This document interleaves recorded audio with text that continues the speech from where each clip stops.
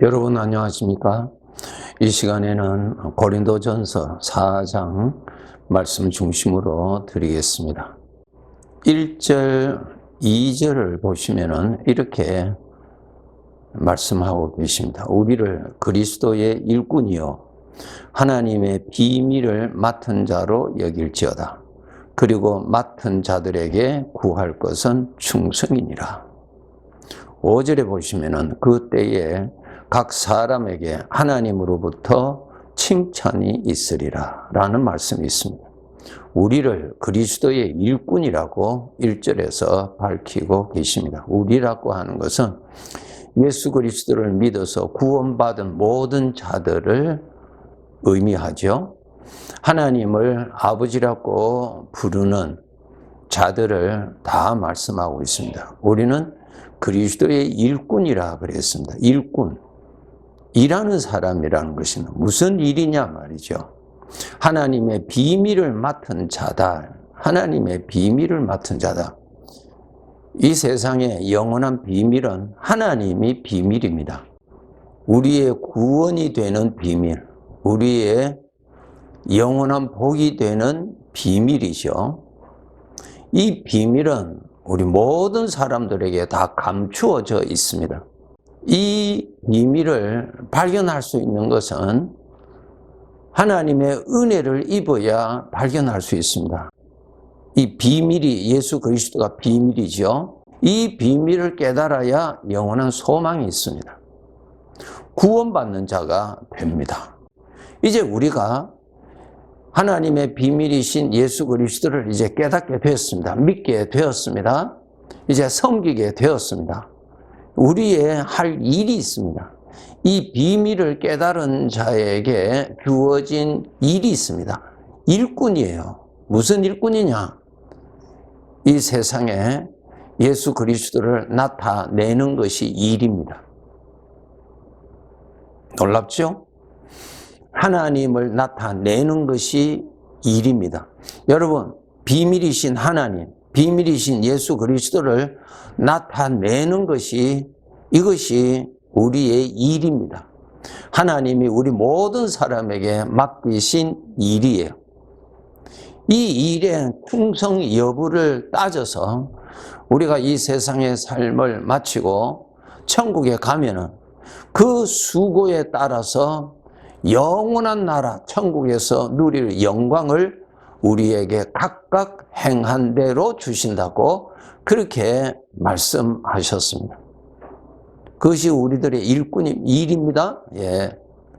세상 사람들의 일은 무엇입니까? 자기의 만족을 위해서, 그것을 성취하기 위해서 일평생 그것을 목표로 하고 살잖아요. 그런데 그것은 죽음을 만나면은 안개와 같이 다 없어집니다. 다 사라져요. 하나님 앞에 인정받을 수 있는 가치 있는 것이 하나도 없습니다. 그런데 하나님 앞에서 영원히 남는 삶이 무엇인가? 바로 이것이에요. 하나님을 나타내는 것. 열매 맺는 나무의 일은 무엇입니까? 열매 맺는 것이 그 나무의 일이에요. 일이죠.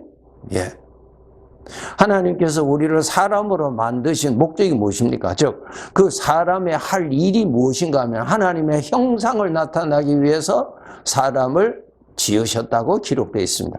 그것이 바로 포도나무의 일은 포도 열매 맺는 것인 것처럼 우리 사람들은 바로 창조주 하나님, 하나님의 형상, 하나님의 모습, 하나님의 성품, 하나님의 어떠한 생각, 하나님의 어떠한 은혜, 하나님의 것이 나타나기 위해서 우리를 만드셨다는 것입니다. 그것이 우리 사람들의 일입니다.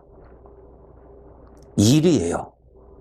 하나님이 말씀하신 일입니다. 일.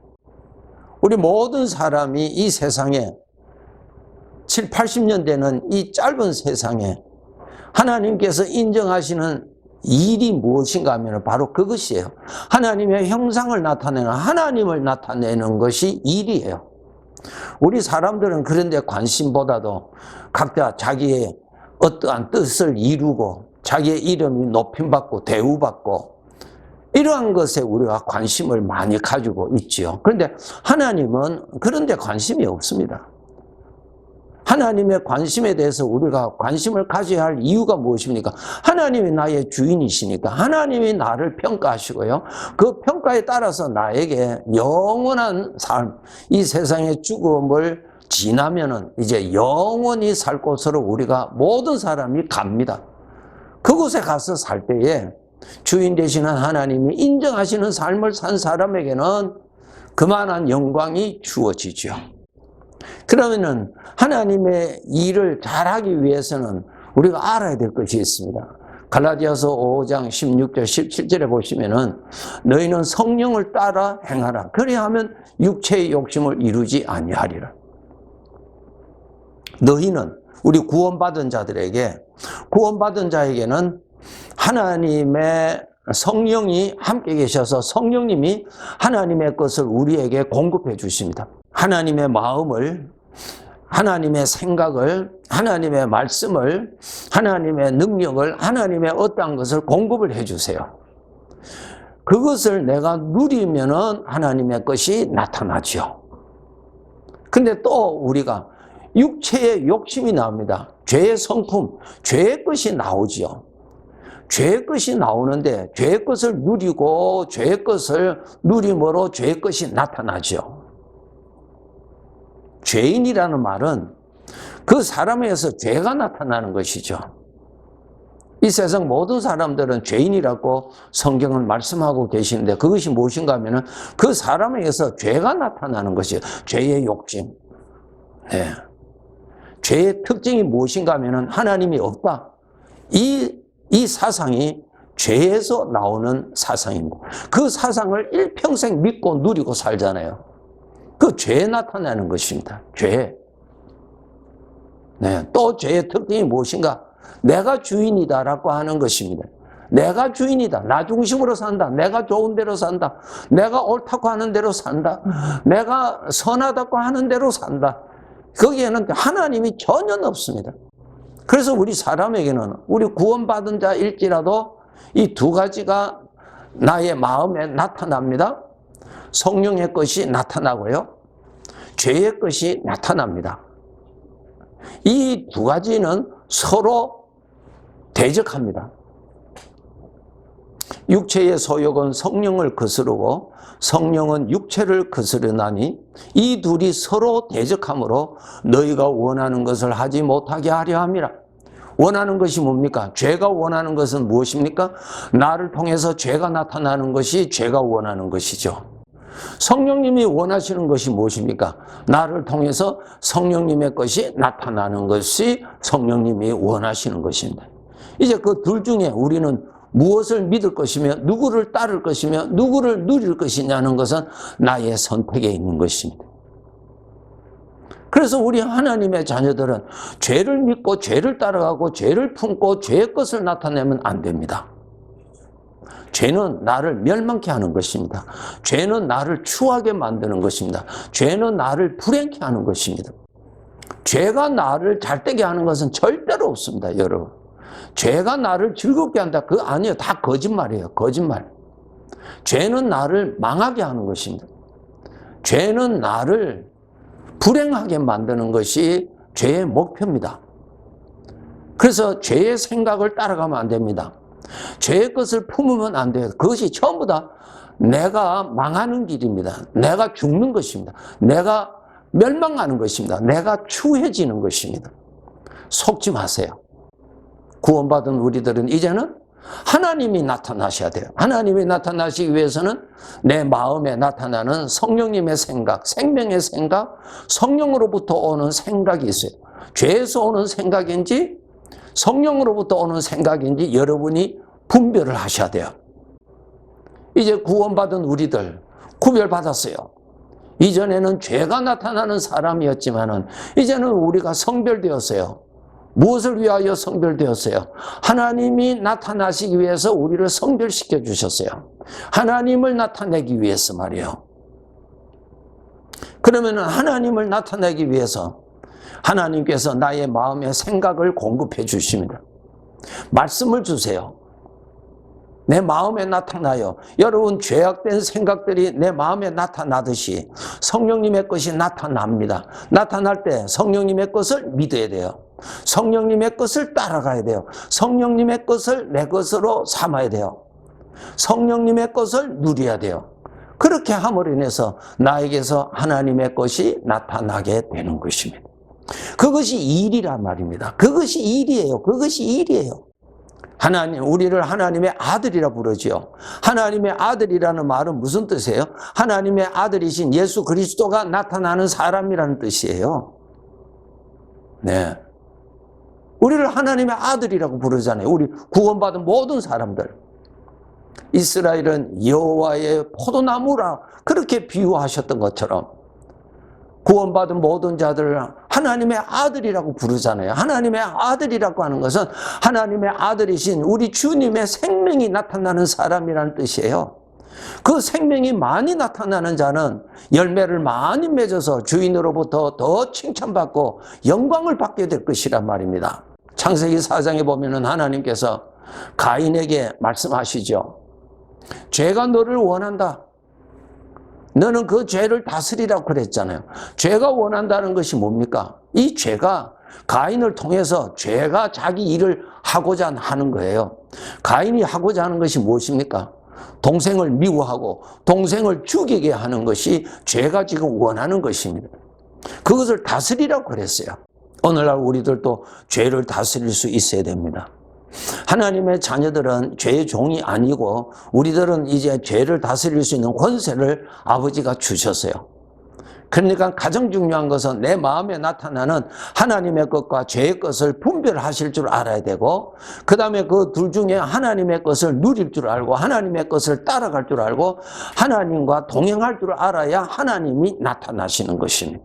이러한 삶을 우리가 이 세상에서 부지런히 살아야 됩니다. 그 일을 잘한 자는 주인 앞에 충성한 자요. 충성한 자요. 포도나무와 열매가 많이 거두어졌을 때 그 포도나무는 주인에게 충성하였잖아요.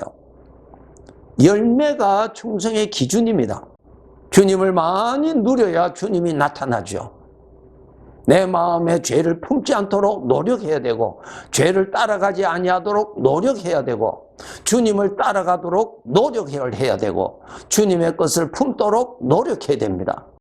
빌립보서 3장에 보면은 사도 바울이 바로 이것에 표대를 두고 하나님 앞에서 상 주실 걸, 영광을 주실 걸, 면류관을 주실 것을 그곳에 표대를 두고 그는 열심히 달려갔다 그랬어요.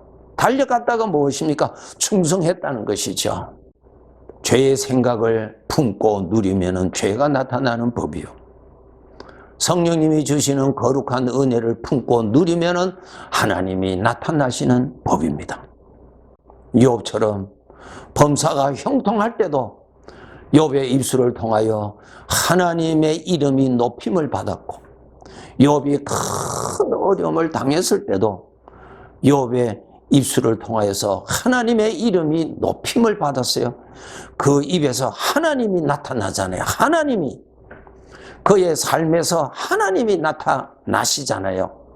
그것이 바로 욥이 하나님께서 맡기신 일에 충성한 것입니다. 창세기에 보면은 요셉을 잘 아시죠? 애굽에 팔려간 사람이 되었고 애굽에서 노예가 되었어요. 노예가 되었어요. 근데 요셉은 하나님 앞에서 잘 살았어요. 자기에게 주어진 일에 충성했어요. 노예로 살 때도 그는 잘 살았어요. 억울한 누명을 쓰고 옥중에 있을 때도 잘 살았어요. 이제 반대로 그가 애굽의 총리가 되었을 때도 하나님 앞에서 잘 살았어요. 정말 잘 살았어요. 요셉이 하는 말을 들어보세요. 요셉의 입에서 나오는 말을 들어보라고요. 하나님이 나타나시잖아요. 하나님이 나타나신다고요. 그 사람의 입에서 살아계신 하나님이 나타나시잖아요. 그의 입에서 하나님이 나타나신다는 말은 그의 가슴에 하나님이 살아계시다는 것이죠. 하나님을 품고 살았다는 것이죠. 하나님을 누리고 살았다는 것이죠. 22년 만에 자기를 판 형들을 만났을 때 육신의 것, 죄의 것을 품고 죄의 것을 누리고 죄의 것을 나타내는 자가 아니었고, 그때도 여전히 요셉의 입술에서 하나님의 이름이 나타나고 하나님의 영광이 나타나잖아요. 그 사람에게서 하나님이 나타나시잖아요. 하나님의 말씀이 나타나시고 하나님의 마음이 나타나시잖아요. 요셉이 형들을 보고, 형들이여 걱정하지 말라고, 내가 이곳에서 우리 하나님께서 나를 이렇게 총리로 세워주셨으니 형들과 형들의 모든 집안이 다 애굽으로 와서 이곳에서 함께 살자고 하시오. 이것이 무엇입니까? 죄의 것이 나타나는 것이 아니라 주님의 것이 나타나잖아요. 하나님의 것이 나타나잖아요. 복수가 나타나는 것이 아니라 하나님의 넘치는 은혜가 나타나잖아요. 요셉은 잘 살았어요. 이 세상의 삶, 이 세상 사람들의 기준에다가 우리도 그러한 기준으로 인생을 사는 어리석은 자가 되지 않도록 하셔야 됩니다.